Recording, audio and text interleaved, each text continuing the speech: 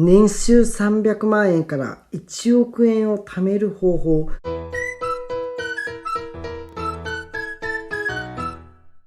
こんにちは。一生使える勉強法を書いているアッキーです。それでは今回は年収300万円でも億を貯められる理由について解説していきます。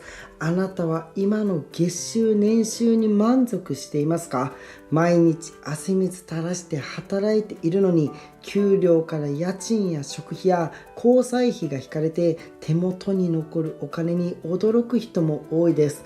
平日は夜遅くまで働いて、帰宅したら疲れ果てて寝る。休みの日も一日ダラダラ過ごして一日が終わってしまう。そんな生活をしている人も多いです。しかしそんな生活をしていると、自分が何のために働いているのかわからなくなってしまいます。そんな生活はもう嫌だ。もっと余裕のある生活をしたい。そんな人のために今回は年収300万円でも億を貯められる方法を11個紹介します。これだけ聞くと1億円っていうのは夢のような話かもしれないです。でも知っているか知らないかで確実に貯金額に差がつきます。僕の周りには年収300万円の人が1000万になったり、1億円プレイヤーになる人もいます。今日伝えたことを知るだけでは確かにすぐお金は貯まらないです。でも実践を繰り返すことによっていつか億を貯めることができます。必ず今日聞いたことをやってみてほしいと思います。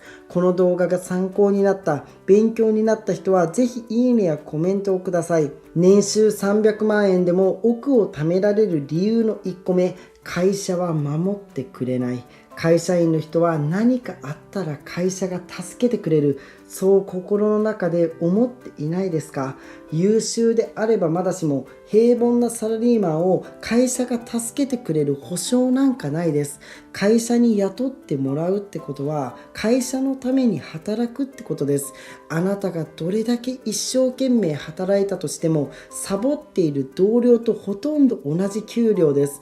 反対に自分で稼ぐ力をつければ嫌なことはしなくていいです。頑張った分自分に全てのお金が入ってきます。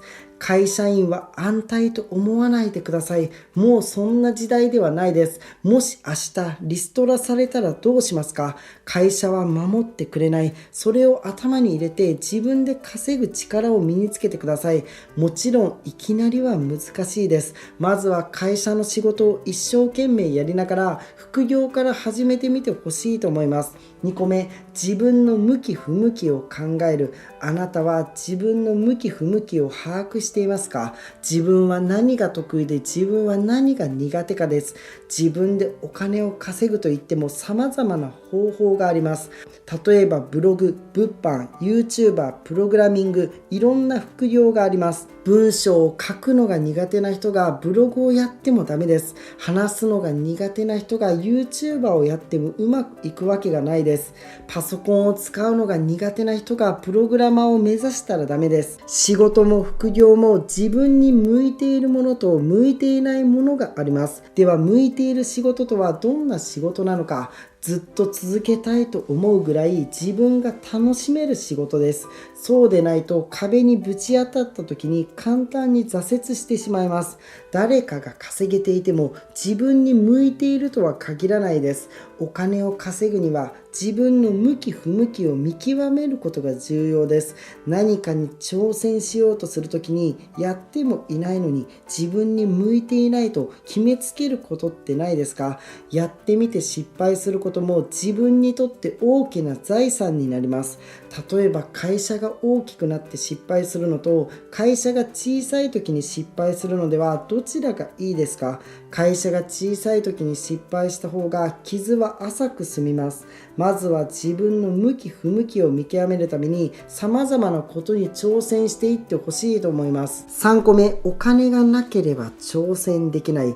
自分の向き不向きを見極めるために先ほど様々なことに挑戦してくださいと言いました。しかしお金がないとそもそも挑戦できないです。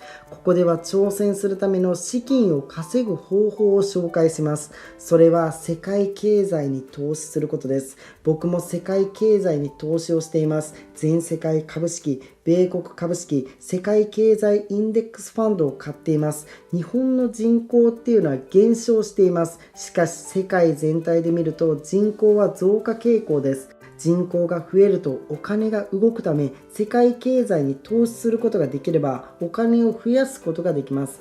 ではどのように世界経済に投資をするのか。その方法とは、毎月決めた日に一定の金額を世界経済の成長に投資する方法です。しかしながら投資をするためには資金が必要です。まずは資金を貯めるために節約をしてください。具体的な方法として、まずはじめに無駄な出費がないか見直しをしてください。特に家賃、携帯、保険、電気、ガスなどの固定費を見直すことです。毎月の出費を浮かせることができます。そして毎月一定の額を投資するようにしてください。とにかく収入から元手を作って投資することが大切です。これはバビロンの大富豪の本にも出てくる通り、収入の1割から2割を貯金してお金に働かせることです。お金に働いてもらうためにおすすめの方法が投資信託です。投資信託とは金融商品を一つの袋にまとめたものです。投資信託には世界の株セットやアメリカの株セットなど様々な種類があります。その中でも世界経済、つまり全世界に投資できるものが世界経済インデックスファンドです。投資信託は100円からできるため、膨大な資金も必要ないです。具体的な投資のやり方はアッキーの投資アカデミーをぜひご覧ください。続いて4個目、投資をするときの注意点。投資をしたいときは、まずは証券口座を作ってください。そして初めて投資する場合は、最初は100円からでも OK です。小さいお金を世界経済や世界株式に投資して様子を見てください。おすすめは EMAXIS 全世界株式、EMAXIS SLIM 米国株式 S&P500、楽天全米株式インデックスファンドの3つです。初心者の方はここら辺から買ってみることをお勧めします。株になれるまでは失ってもいいと思えるお金でやってください。また投資をするときは積立 NISA 口座を使うといいです。通常株では基本的に利益の 20% が税金として差し引かれます。しかし積立 NISA を使うと株で得た利益が全額自分に入ってくるため、とてもお得な制度です。必ず積立 NISA は活用するようにしてください。5個目、お金持ちは頭がいいわけではない。億万長者の 90% は大学を卒業しています。しかし一流の大学だったわけでも、成績が良かったわけでもなく、平凡な大学生が多いという調査結果があります。むしろお金持ちの人たちは成績が悪かったことをバネにして億万長者になっているパターンが多いです。大事なのは、学校の成績が悪いからといって自分はダメなやつなんだと成功への意欲を失ってはならないってことです。学校の成績とお金が稼げるかどうかは関係ないと思ってください。6個目、お金持ちは顔と年齢で結婚相手を選ばない。お金持ちの人はパートナーを顔やお金だけでは選ばないです。見ているポイントは正直で知的で思いやりがあるかです。まずは知性が同じレベルじゃないと会話が成り立たないです。そのため知性的な人を選んでください。経営者の価値観がある、成功者の価値観がある人を選ぶことです。それに成功者はプレッシャーや失敗、誹謗中傷を受けて弱気になることがあります。そんな時に自分のことや仕事のことを理解してくれて心の支えになってくれるパートナーがいることが大きいです。そのためお金持ちは顔や年齢やスタイルで結婚相手を選ばないです。顔と年齢、スタイルっていうのは年を追うごとに必ず劣化していきます。しかし性格や知性、思いやりは劣化しないです。10年、20年先もずっと一緒にいることを考えると内面で選んだ方がいいです。ちなみにお金持ちの人たちは異常に離婚率が低いです。あなたも結婚相手を選ぶ際は内面を重視して選ぶようにしましょう。7個目、お金持ちはいい靴を長く履き続ける。お金持ちの人は高級な靴を履いています。億万長者の8割が10万円以上するブーツを履いているという調査結果があります。足元を見るなんて言葉がある通り、人は靴でその人を判断することがあります。ちなみに億万長者はいい靴を買ってボロくなってきたらそれを修理して何年もいい靴を履き続けています。買い替えることはほとんどなく、高級な靴は流行に左右されないためダサくもならないです。また億万長者は靴だけでなく家具もいいものを購入して長く使っています。このようにお金持ちは本当にいいものを買って長く使い続けています。8個目、お金持ちは会社勤めをリスクが高いと考える。普通の人がお金持ちになりたいのであれば、小さくてもいいので企業のオーナーになるべきです。サラリーマンは経営者をリスクが高いと考えます。しかし経営者は会社勤めをリスクが高いと考えています。会社員は重要な決定を下すことができないです。また他人に雇われているため、どれだけ頑張っても儲かるのは社長です。しかし最初から大きく起業する必要はないです。副業から始めて自分のビジネスを作っていくのがいいです。そうは言っても行動する人っていうのはほんの一握りです。そのため行動すればお金持ちになれます。まずは副業から始めていきましょう。9個目、ニッチで競合がいない分野を探す。成功者はお金もなく大した学歴もない頃から